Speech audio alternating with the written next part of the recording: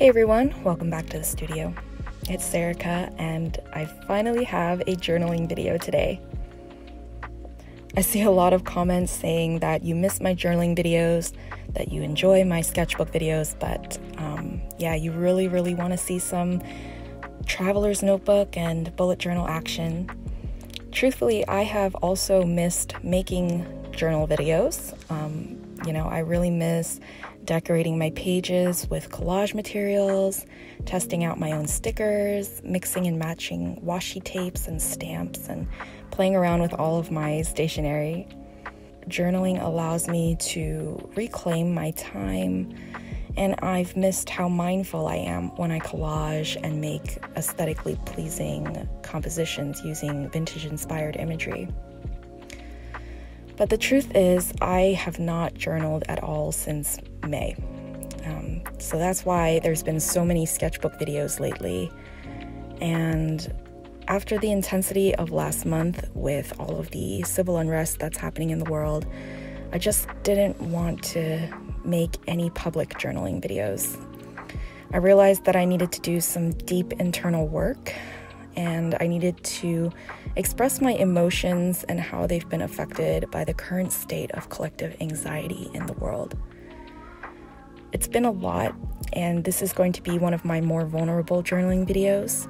I don't really do a lot of them, but I find that I really need to reflect on all of this new information that I'm absorbing.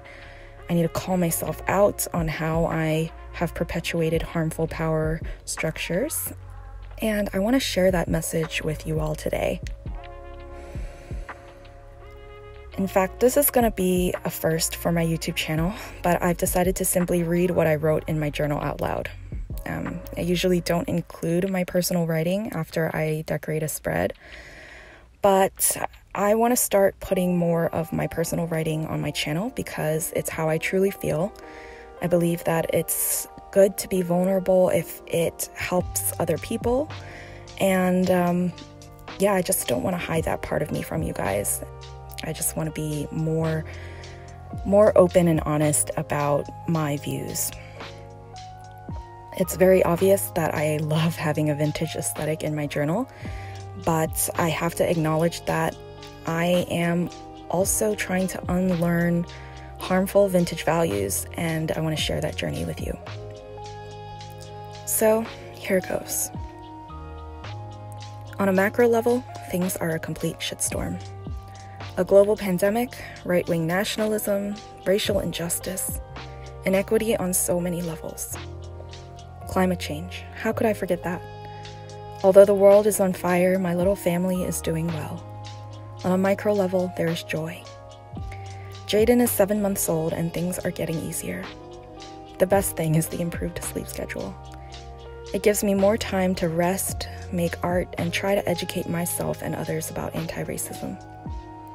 Last year, before I started taking antidepressants, I was completely unable to think of anyone but myself and the dark hole that I was in. I'm glad that my medication works and that I can still access them because they allow me to think beyond my own little bubble. It's important to take care of yourself so that you can take care of others. If I wasn't on medication, I don't think my mental health would have survived quarantine, to be honest. That's why voting for healthcare reform is so important to me. Healthcare should be a right, not a privilege only afforded to some. Now that I read this out loud, I know it sounds like I've gone through a lot of different topics, but it really all boils down to injustice. All of these things, racism, misogyny, homophobia, transphobia, mental health advocacy, inequity, environmental justice, it's all connected. All of these topics are intertwined.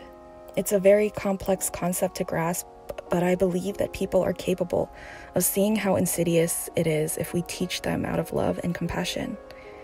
We must normalize talking about these topics, whether in the journaling community, on your platform, whatever platform you have, whether it's a few hundred people or a couple 100,000 people.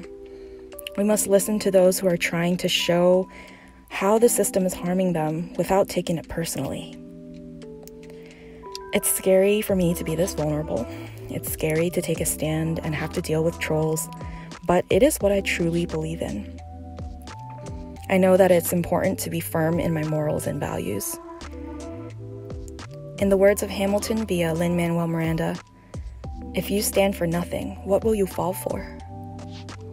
If any of what I said resonated with you at all, please click some of the links below to learn more about injustice in the world and how you can help.